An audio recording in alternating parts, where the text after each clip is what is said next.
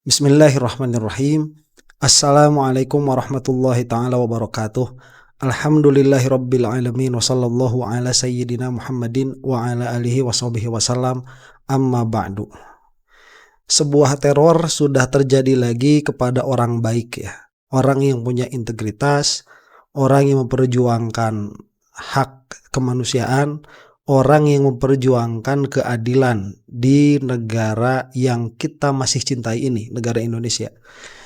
Itu teror terjadi saat seorang aktivis yang bernama Pak Andri Yunus, beliau itu disiram air keras, ya, disiram air keras.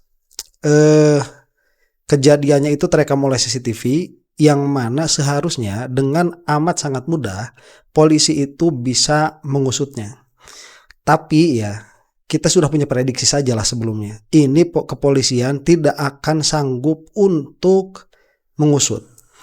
Nah, saya sudah mencari-cari dulu ya, apakah kasus yang ditangani oleh Andri Yunus ini ada kaitannya dengan Jokowi atau tidak? Tidak ada, tidak ada kaitannya. Tidak ada kaitannya. Bukan apa-apa ya, karena saya itu harus melihat bahwa di Indonesia ini orang-orang jahat itu satu kubu ya. Setidaknya kita akan melihat nanti bahwa orang-orang baik itu ada di kubu yang sama. Itu orang-orang baik tuh. Yang mana kita bisa mengambil kesimpulan sementara bahwa orang-orang yang jahat itu ada di kubu yang sama.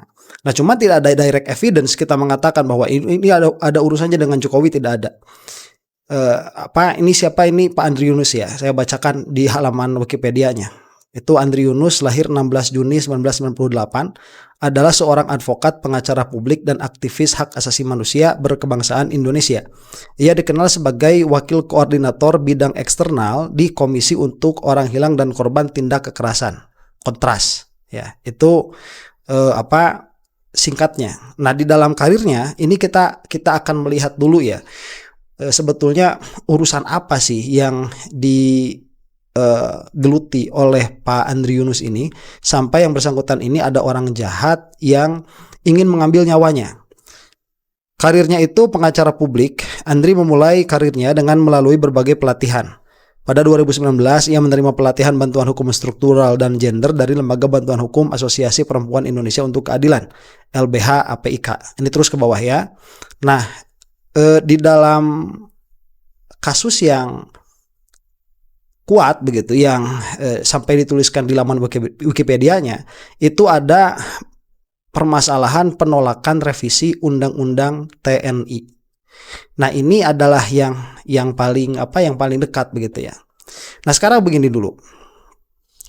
Bahwa sebuah tindak kekerasan atau tindak kejahatan yang urusannya itu bukan pencurian, itu amat sangat mudah dilacak, sangat mudah dicari. Misalkan pembunuhan atau kekerasan, itu mudah dicari. Kenapa? Karena kita bisa melacak konflik kepentingan yang dilakukan sebelum kejadian.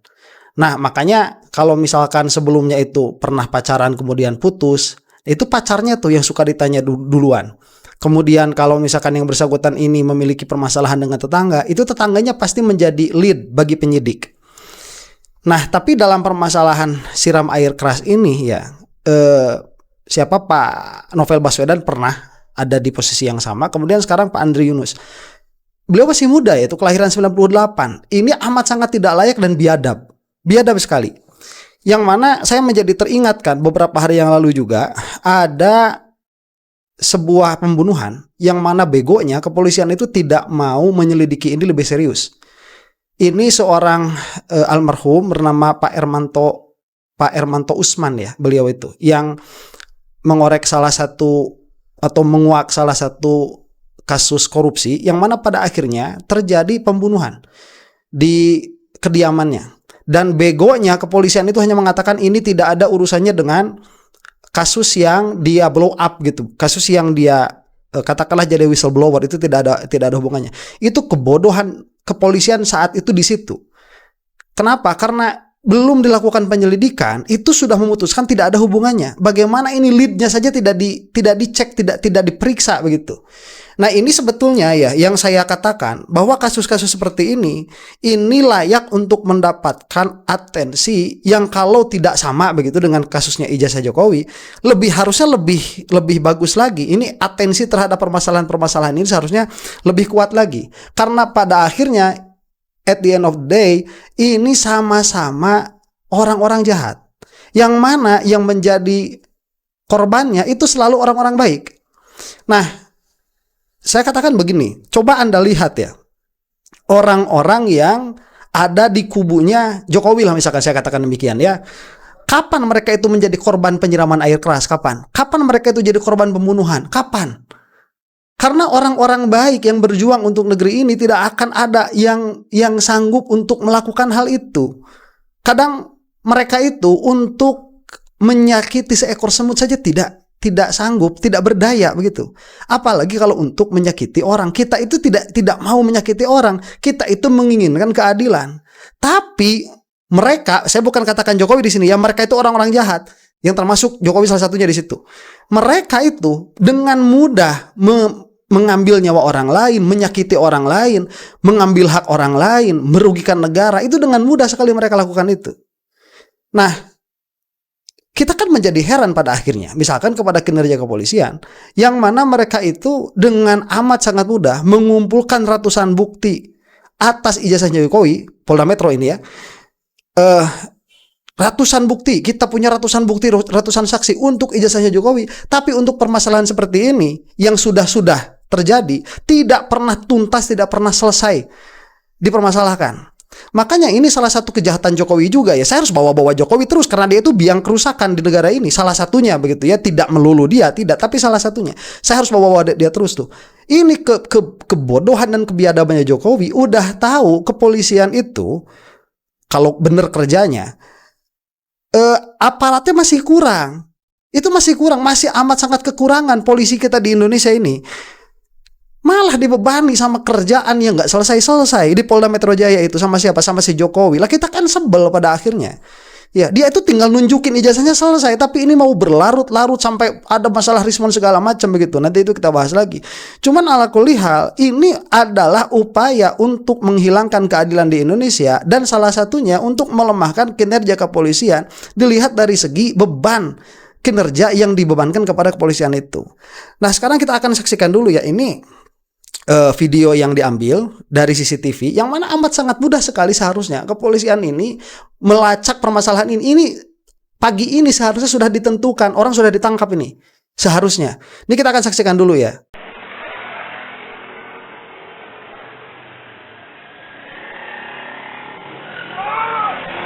Oke, nah ini Pak Andrinya nih ya, ini Pak Andrinya. Ini Pak Andrinya langsung teriak-teriak. Siapa yang menyiramnya? Yang menyiramnya ini ada yang motor sebelumnya ini. Ini yang menyiramnya. Ini kita lihat nanti ada bayangannya. Ini bayangan ini kita lihat nih, bayangan ini. Tuh, ini ya. Nah, tuh. Itu motor itu. Ini akan dengan sangat mudah sekali dilacak. Ini ada CCTV sebelum CCTV ini, tinggal dicari beberapa blok ke, kalau dari sini ke sebelah kiri begitu ya. Beberapa blok ke sebelah kiri, kemudian cari beberapa blok ke sebelah kanan. Sudah harus selesai. Ini selesai satu malam ini sama kepolisian seharusnya. Kok pada masalah ijazah itu kok bisa tuntas begitu sampai ratusan saksi dikatakan, tapi dalam permasalahan ini saya yakin ini nggak bakalan ditangkap. Yakin saya mah nggak bakalan ada tersangkanya ini. Coba lihat, dan yang bersangkutan sampai teriak-teriak. Saya tidak tega untuk melanjutkannya ya. Ini orang-orang sampai berkumpul. Nah, ini kita akan dengarkan bagaimana perkataan siapa, Pak Novel ya. Karena Pak Novel itu beliau juga sama korban disiram air keras, dan setahu saya kasusnya Pak Novel juga tidak selesai. Padahal sama ada CCTV-nya. Pak Novel itu baru keluar dari masjid, itu ada yang nyiram. Entah saat itu Ramadan atau bukan ya. Kalau nggak salah sih Ramadan juga kalau tidak salah itu. Keluar dari masjid, kemudian ada yang lempar air keras. Mantan penyidik KPK Novel Baswedan menyampaikan keterangan pers terkait penyiraman air keras terhadap Wakil Koordinator Kontras Andri Yunus di gedung YLBHI Jakarta pada Jumat 13 Maret 2026. Berikut pernyataan Novel Baswedan. Oke, sebentar ya. Ini yang saya maksud. Coba, ini kita lihat ya muka ini nih. Siapa? Pak Ferry Bestari kalau tidak salah ini namanya. Ferry Amsari kalau tidak salah namanya itu, beliau itu. Ini kan ada di kubu orang-orang baik ya. Ada di kubu orang yang kemarin sama si Abu Janda itu berseberangan. Kemudian si Abu Janda sama siapa? Sama Jokowi itu, sama Banser tuh. Ya, kita juga belum mengomentari kasus itu kan, mantan ketua Banser ditangkap sama KPK itu. Ini orang-orang baik. Kemudian ini salah satu mantan KPK juga kalau tidak salah. Itu juga kalau berbicara sedikit banyak ya objektif dalam pembicaraannya. Jadi ini orang-orang yang baik itu berkumpulnya satu kubu. Lah kemudian di kubu sana siapa? Ya tinggal sebut aja nama begitu ya. Kalau mau sebut nama, saya tidak menuduh sama sekali. Saya sudah katakan tadi di awal, saya tidak mendapati lead. Ini masalahnya ke Jokowi. Justru saya mendapati lead ini masalahnya ke TNI. Karena memang Pak Andri siapa tadi, Pak Andri Yunus ya. Pak Andri Yunus itu sedang memperkarakan masalah revisi undang-undang TNI itu. Dan seharusnya kepolisian ini lah ya, cuman masalahnya itu ya TNI, kalau TNI begitu ya, harusnya kan ada lead ke sana dulu nih. Ini kira-kira siapa yang diperiksa, harusnya kan ada, dan TNI itu bisa diperiksa oleh kepolisian kalau mau itu juga memeriksanya. Kita saksikan saja lah sekarang nih perkataan siapa, Pak Anies Baswedan. Pak Novel ya, Pak Novel Baswedan. Bismillahirrahmanirrahim. Yang pertama saya ingin menyampaikan bahwa Andri Yunus orang baik. Nah, dia orang yang berintegritas, kritis dan berani. Apa yang dia lakukan itu bukan untuk kepentingan pribadinya dia. Dia berjuang, dia melakukan sesuatu untuk kepentingan orang banyak. Nah, ini satu poin penting yang ingin saya sampaikan. Dan hari ini dia diserang, atau tadi malam ya, dia diserang. Yang serangannya itu saya yakin maksudnya membunuh. Kenapa? Dia siram, pelakunya ini menyiram air keras di area muka. Kalau area muka itu kena air keras, kemungkinan besar gagal nafas dan bisa meninggal orang. Paling tidak, pelaku ini menghendaki cacat permanen. ya. Begitu jahatnya pelaku ini. Betul. Nah ini sebentar sampai sini dulu ya. Ini orang-orang jahat di sekitar kita itu nyata adanya. Permasalahannya begini, apakah kejahatan mereka itu diketahui atau tidak, itu permasalahan lain, soal lain ya. Kita ini sudah menjadi rahasia umum lah ya, bahwa pembunuhan itu terjadi, kemudian seperti ini ya, persekusi secara bukan secara verbal, ini secara fisik itu terjadi karena mereka itu tidak mampu berbicara secara intelektual, pada akhirnya melakukan perkara-perkara jahat seperti ini. Saya ingin menggambarkan bahwa ini kejahatan yang sangat serius dan biadab. Betul. Yang diserang adalah orang baik. Dia kritis, dia peduli, dia mencintai negaranya. Betul. Yang kedua, baik. Jadi saya merasakan ada aura apa, pengen nangis ya dari Pak Novel Baswedan ini. Betul. Ini orang-orang baik di negara kita itu ya, orang-orang baik. Tidak memikirkan keluarganya, tidak memikirkan keselamatannya, tidak mementingkan kepentingan pribadinya. Murni karena kecintaan terhadap republik ini, nggak pakai uang negara, tidak mengambil fasilitas negara, bayar pajaknya normal, tapi diperlakukan seperti ini. Ini ya masalahnya tidak akan masalah pribadi, ini masalahnya juga masalah orang-orang yang merasa terpojokan dengan tindak tanduknya Pak Andri Yunus ini. Dan bukan kebetulan ini dalam waktu 1 minggu 1 orang terbunuh, orang yang kritis dan orang baik, orang yang peduli terhadap negara ini, orang yang membongkar korupsi. 1 lagi juga orang baik, orang yang peduli terhadap hak asasi kemanusiaan. Ini orang-orang baik. Kemudian sekarang ya, kepolisian itu tidak akan ada empati sama sekali. Jadi kalau misalkan begini, saya sama masyarakat ya, saya tidak punya afiliasi politik kemanapun. Saya sama sedikit banyak, meskipun saya tidak sepeduli Pak Novel Baswedan, saya tidak sepeduli Pak Andri Yunus kepada negara ini. Mereka itu jauh lebih peduli. Saya cuma bisa ngomong cuap-cuap di hadapan kamera saja. Beliau ini aksi nyata ya, turun ke pengadilan kemudian melakukan. Cuman kan kita kita itu memiliki kecintaan yang sama terhadap republik ini. Kepolisian itu kok tidak ada perlindungan terhadap orang-orang seperti itu. Jadi kalau misalkan saya ini sebagai masyarakat sipil melihat pada akhirnya kepolisian sama-sama jahatnya, kalau tidak langsung menuduh polisi ini yang ada di belakangnya, Itu wajar saya kira. Ini merupakan sebuah keputusasaan nih, bukan tuduhan secara hukum bahwa de facto itu polisi yang melakukan, bukan. Karena pada akhirnya kelakuan mereka itu yang menjadikan orang-orang jahat memiliki kekuatan lebih, merasa berani, merasa di atas hukum.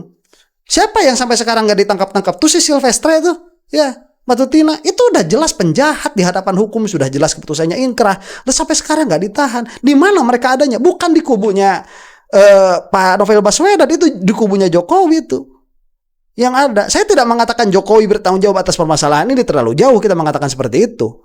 Cuman orang-orang jahat itu satu kubu, sebagaimana orang-orang baik itu satu kubu.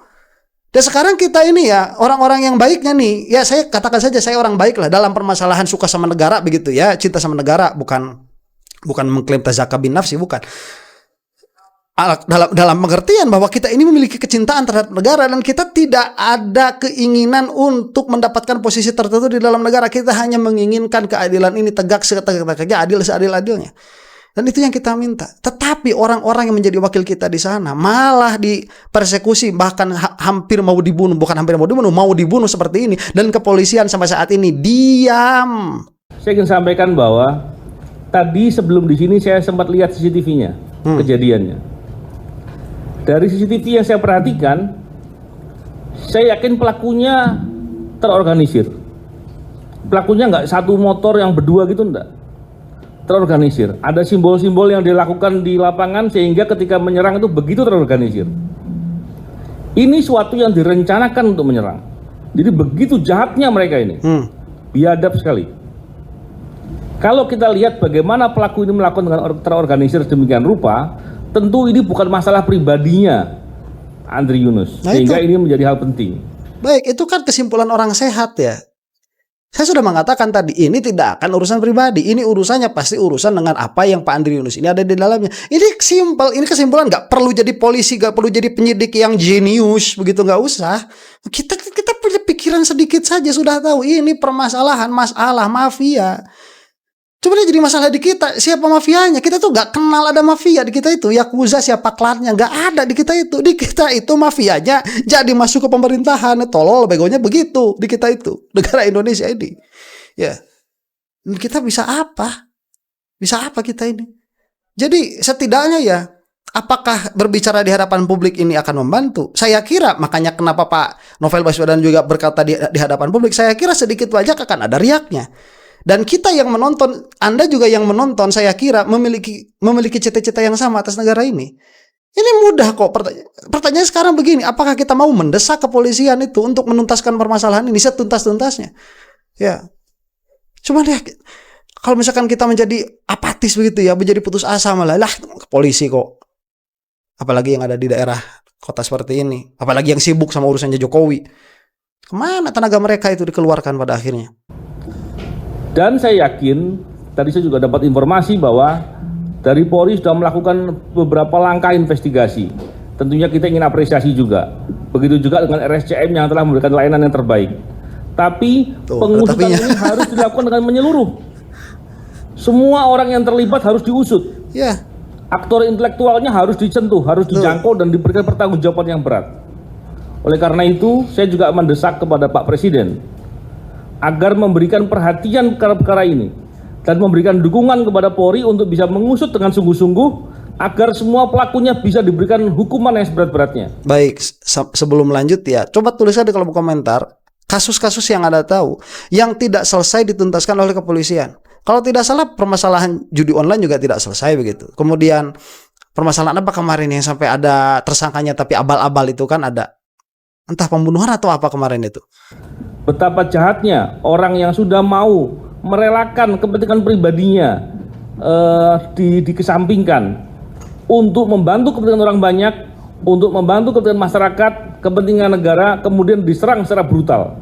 Betul. Dan ini bukan masalah yang sekedar kejahatan biasa, ini kejahatan yang sangat luar biasa. Kita tidak mau kemudian terjadi seperti kasus-kasus yang sebelumnya, di mana hanya pelaku lapangan saja yang hanya 2 orang. Saya yakin pelakunya banyak. Nah itu. Oleh karena itu pengusutannya harus kita dorong, kita awasi sama-sama dan kita desak agar diusut dengan sungguh-sungguh dan menyeluruh. Baik, ini kalau kita punya betul-betul punya kepentingan sayang terhadap negara ini, betul kata Pak Novel di sini. Ini harus kita desak, harus ada di semua media ini. Di media sosial harus ada, di media elektronik mainstream juga harus ada, ke acara-acara TV ini harus ada. Karena ini harus didesak pemerintah. Mudah-mudahan begitu ya. Karena sebelum-sebelumnya itu yang kejadian kan di masa pemerintahannya Jokowi tuh, yang sebelum-sebelumnya itu nggak selesai. KM50 tuh salah satunya nggak selesai. Ya, Prabowo punya histori mengenai pelanggaran hak asasi manusia. Ya, cuman mudah-mudahan kita meminta kepada Allah Subhanahu wa taala, semoga para pemimpin kita itu hatinya diluruskan oleh Allah Subhanahu wa taala mau menyelesaikan ini. Mereka itu udah tua-tua kok ya. Hidup mungkin 5-10 tahun lagi. Itu juga udah kelamaan. Dan prosesnya harus dilakukan dengan transparan serta harus bisa diberikan hukuman yang seberat-beratnya agar tidak terjadi lagi. Bayangkan kalau pelaku-pelaku yang sebrutal ini, sebiadab begini, hanya diberikan sanksi yang ringan, maka orang-orang berani meniru perbuatan itu. Iya.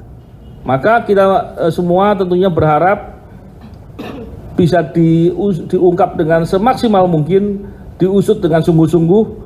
Aktor intelektualnya harus diberikan atau didapatkan atau diberikan pertanggungjawaban yang seberat-beratnya, sehingga ini menjadi contoh tidak terjadi lagi di kemudian hari. Iya. Bayangkan seandainya apa yang dilakukan itu kemudian berhasil membuat kami takut, maka besok-besok orang nggak mau lagi peduli dengan kepentingan orang lain. Betul. Tidak ada lagi yang mau peduli memikirkan kepentingan masyarakat, kepentingan negara, dan kritis untuk kepentingan bersama. Ya, ini bagus sekali bahasa ini. Jangan sampai orang-orang yang punya kepedulian terhadap negara akhirnya menjadi takut. Ya, keder kan. Saya itu waktu lihat itu ada takut juga lah. Ini saya juga jangan-jangan jadi target loh. Jangan salah begitu ya. Kalau teror itu ada. Liatin hidup cuma 3 hari lagi ada. Nih ya, itu ancaman-ancaman receh seperti itu kalau kita tidak terbiasa di dalam menyikapinya, tidak terbiasa dalam menghadapinya, kita takut juga loh. Itu ada getar-getar gangguan psikologis itu ada. Ya, kalau misalkan udah kebal lah seperti itu. Oke. Tapi pada suatu saat ancaman itu bisa benar-benar terjadi sebagaimana terjadi kepada yang tadi saya sebutkan sampai wafat begitu ya, dan kepada Pak Andri ini. Itu bisa terjadi di negara kita. Dan ujung tombak dari keadilan ini pada akhirnya kan kepolisian dulu tuh. Ujung tombaknya itu kepolisiannya dulu. Ini kepolisian mau tidak mereka itu memberikan rasa keamanan terhadap warga negara Indonesia. Itu permasalahannya. Oleh karena itu, mendorong agar pengusutan hukum dilakukan dengan sungguh-sungguh ini menjadi hal penting. Dan sekali lagi tentunya saya ingin menyampaikan bahwa tujuan pelaku membuat takut kami salah besar. Kami nggak takut. Dan tentunya saya sangat mengapresiasi kawan-kawan baik dari YLBHI, Kontras, dan yang lain-lain yang ada di sini. Sebentar, ini bagus ya bahasa itu. Kalau misalkan ini untuk membuat takut, kami tidak takut. Saya apresiasi sebesar-besarnya. Apresiasi sebesar, karena pada satu waktu dan pada satu titik ketakutan itu mungkin ada. Ya. Misalkan seperti yang terjadi sama Rismon misalkan. Itu kalau misalkan kita melihat si Rismon itu bukan orang tanaman Jokowi ya, tetapi memang ada ancaman yang luar biasa besar begitu sampai yang bersangkutan, bisa jadi. Cuman kalau misalkan memang harus sekuat itu, harus sebaja itu dalam memperjuangkan kebenaran di Indonesia, keadilan di Indonesia. Kita ini bernegara apa sih sebetulnya begitu? Kita dengan bangga mengatakan, "Oh, saya Indonesia," begitu ya. Timnas ditonton, pajak dibayar, kemudian pemilu diikuti, kemudian kita bangga memakai merah putih dan sebagainya. Orang-orang yang ada di dalamnya yang ngurus merah putih ini lah kok tolol, goblok, bego. Ya. Kok demikian adanya? Ini menyedihkan. Mudah-mudahan ini bisa sedikit banyak menjadi tekanan ya terhadap orang-orang yang memang memiliki kapasitas untuk menyelesaikan permasalahan ini. Siapa? Ya harusnya polisi. Jelas harusnya polisi. Tapi kan masalah yang lebih besar daripada ini, KM50 diselesaikan nggak? Enggak. Terus si Listio Sigitnya kalau dia masih tetap jadi Kapolri nggak bakalan selesai. Ya. Oh, bulan puasa marah-marah. Ya ada marah yang nggak apa-apa. Ada marah yang nggak apa-apa ya. Ada yang ghodob itu yang tidak apa-apa ada. Mereka orang-orang yang punya kesungguhan luar biasa dan mereka cukup kompak dan ini penting karena memperjuangkan hal-hal yang kepentingan masyarakat harus dilakukan secara bersama-sama. Betul. Saya kira itu. Terima kasih. Assalamualaikum warahmatullahi wabarakatuh. Waalaikumsalam warahmatullahi wabarakatuh. Baik, selesai ya ini. Ini videonya. Dan mudah-mudahan 2-3 hari sampai 1 minggu ke depan, bahkan sampai kalau permasalahan ini belum selesai begitu, ini menjadi berita utama dulu. Supaya selesai dulu satu-satunya, karena saya punya keyakinan seperti ini. Para pelaku kejahatan yang pada akhirnya tidak diusut tuntas itu intelektual dadernya sama. Kalaupun tidak sama, itu punya kepentingan yang sama. Dan itu bisa dilacak kalau kita memang mau membersihkan negara ini dari orang-orang yang ada di kubu sana, sebelah sana ya. Kalau di kubu orang-orang baik, kita melihat ini orang-orangnya yang kalau tampil di media anti Jokowi semua kok. Makanya saya tantang, mana nih apa yang ada di kubu Jokowi, mau simpatisan kayak, mau satu partai kayak, mau apa kayak, yang menjadi korban kejahatan tuh mana? Cari yang ada tuh di kita ya. Ini mudah-mudahan sedikit banyak ini menjadi pelajaran bagi kita semua, dan mudah-mudahan Allah Subhanahu wa taala selalu melindungi kita semua dan memberikan kita maghfirah dan rahmat dan rahman dan rahimnya fid dini wad dunya wal akhirah. Demikian, wallahu taala a'lam bissawab. Assalamualaikum warahmatullahi taala wabarakatuh.